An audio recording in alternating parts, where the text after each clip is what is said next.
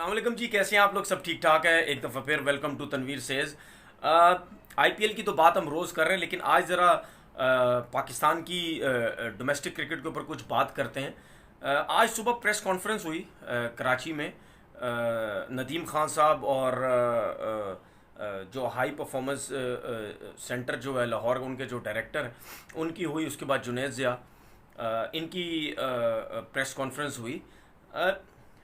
इनकी press conference सुनी मैंने, और हमेशा की तरह यही लगता है कि जिस तरीके से और लोग आके बस क्रिकेट बोर्ड में आते हैं, उसके बाद आके जिन बातों के सवाल, जो जर्नलिस्ट थे जिन्होंने उनसे सवालात किए, वो जवाबात जिस तरीके से पहले टाल मटोल की जाती थी, वही लगा मुझे आज की प्रेस कॉन्फ्रेंस में भी वही टाल मटोल की गई।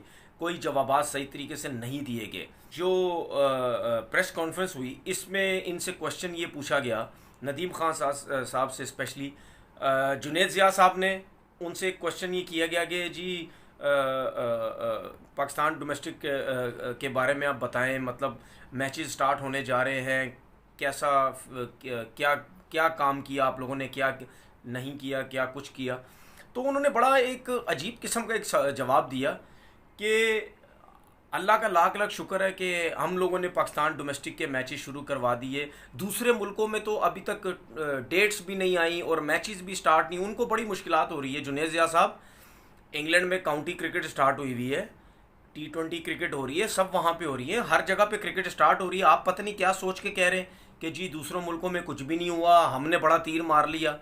उसके बाद नदीम खान साहब से सवाल किया गया कि आप तो डोमेस्टिक क्रिकेट के ख़िलाफ़ थे, डिपार्टमेंट क्रिकेट के ख़िलाफ़ थे, इसीलिए इकबाल कासिम साहब ने अपनी जॉब छोड़ी। कि नदीम साहब आने से पहले बड़ी बातें किया करते थे और जब आए तो वो बिल्कुल अगेंस्ट हो गए डिपार्टमेंट क्रिकेट के।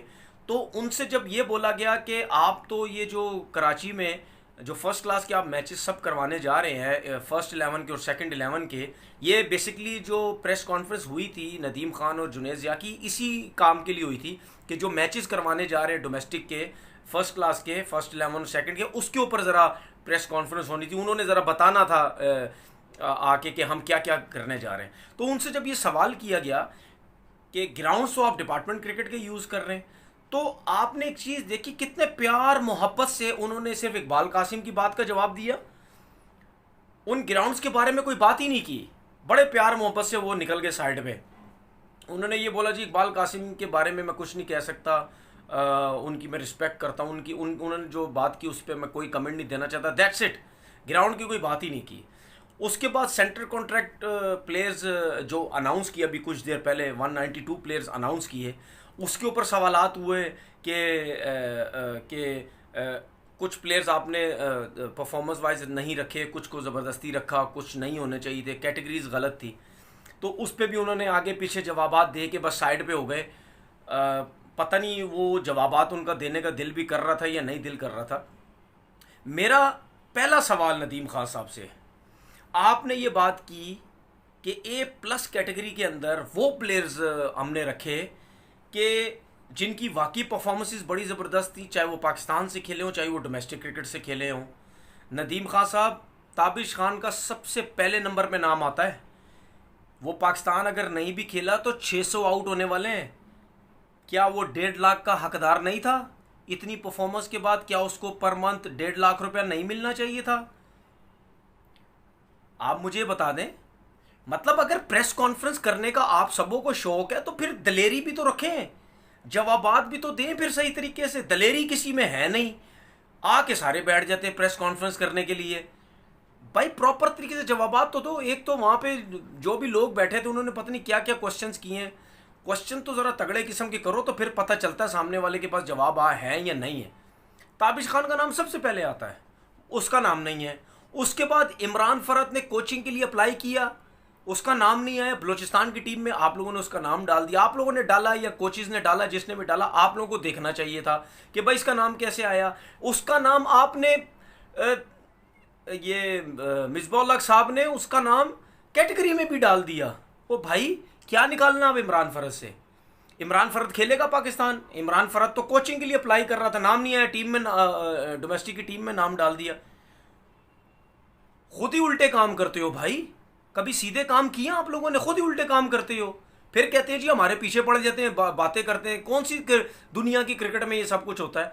भाई जिसकी क्रिकेट खत्म है, मैं ये नहीं कहता आप उसको उनको टीमों में ना डालो। इमरान फरद को जो टीम में भी डाला वो गलत डाला, उसने एज अ कोच अप्लाई किया, आपने उसको टीम में डाल दिया। उसके बाद उमर गुल की क्रिकेट अब नहीं है, सबको पता है। 36-37 साल का हो गया, उमर गुल की अब क्रिकेट नहीं है, नहीं खेल सकता पाकिस्तान अब। वो बेचारा अब घुटने की इंजरी से बाहर नहीं आ रहा, नजर आता है जिस तरीके से वो भागता है। क्यों उसको कॉन्ट्रैक्ट दे रहे हो, सेंटर कॉन्ट्रैक्ट दे रहे हो? नहीं तो उसको बोलो जी ठीक है, आप डोमेस्टिक अगर खेलना चाहते हो तो खेलें। उसके बाद कमेटी का मेंबर होकर आपने उसको टीम में डाल दिया। भाई वो किस किस्म के लोग हो यार आप लोग? कोई कोचिंग के लिए अप्लाई कर रहा है, उसका नाम टीम में डाल देते हैं। कोई कमेटी के अंदर है, उसका नाम टीम में डाल। ओ भाई, जब इन जगहों पे लड़के आ रहे हैं तो इसका मतलब यह है उनकी क्रिकेट खत्म है। उनकी जब क्रिकेट खत्म है तो क्यों टीमों में नाम डाल रहे हो? ये आप लोग सिस्टम बेहतर कर रहे हो, ये तो और वर्स सिस्टम करते हो। आप लोगों में दूसरों में क्या फर्क है? कहते हैं जी सिस्टम हमने 6 टीमों का लेके आना है सिस्टम। ये 6 टीमों का सिस्टम है? ये कौन सा सिस्टम है?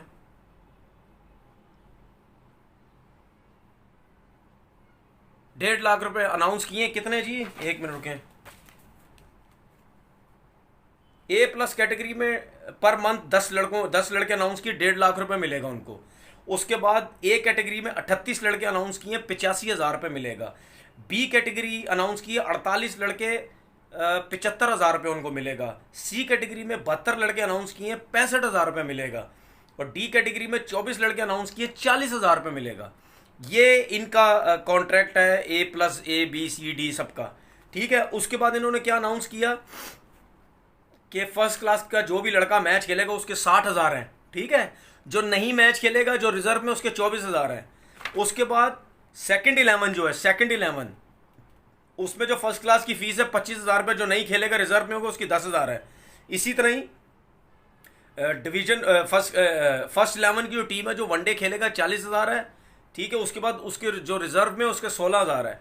जो T20 का मैच खेलेगा उसके भी 40,000 है फर्स्ट 11 के, और जो खेलेगा उसके वो है उसके भी 16,000 है। इस तरह डिवीजन 2 की जो टीम है वो फर्स्ट क्लास वनडे खेलेगी, उनकी जो फीस है 15,000 है। T20 की भी फीस 15,000 है, और जो रिजर्व वाले उनकी 6,000 है। अच्छा, इन्होंने क्या बोला है कि इन्होंने क्या किया कि जो ये लड़का पूरे सीजन के मैचेस खेलेगा, या इसके जो मंथली होंगे वो पैसे A+ कैटेगरी की इन्होंने बात की। जो पूरे फर्स्ट क्लास के मैच खेलेगा, जो वनडे खेलेगा, जो T20 खेलेगा, जब तक उसका कॉन्ट्रैक्ट है, 2 या 3 साल का उसका कॉन्ट्रैक्ट है या 1 साल का है, इस पे मैंने वो कंफर्म करना है अभी, वो है, तो ये तकरीबन 3 मिलियन कमा लेगा। 3 मिलियन कमा लेगा, ठीक है। मैं ये नहीं कहता कि जी चले जी कोशिश की, अच्छी कोशिश की, पैसों के मामले में कुछ थोड़ी सी बेहतरी आई, ठीक है। लेकिन प्रॉब्लम पता है क्या है? मैं ये बात नहीं कहता, मैं ये कहता हूं कि जिन लड़कों को, जो लड़के रिजर्व में हैं या जो लड़के मैच कम खेलेंगे, उनको तो पैसे कम मिलेंगे। मैं इस चीज के अगेंस्ट हूं, ठीक है। आपने सेंटर कॉन्ट्रैक्ट जो अनाउंस किए, ठीक है जी, आपने परफॉर्मेंस वाइज या आपने कैटेगरी वाइज जो भी है कम ज्यादा खेला आपने अनाउंस कर दिया, उसमें भी गलत किया हुआ है। उसमें भी कुछ प्लेयर के नाम नहीं होने चाहिए, तो गलत हुआ, और कुछों के साथ ज्यादती हुई। लेकिन जो मैच फीस है ये आप लोग गलत करते हो, ये गलत करते हो। जो खेलेगा उसको 40 मिलेंगे, जो खेलेगा उसको इतने मिलेंगे, जो नहीं खेलेगा रिजर्व में नहीं।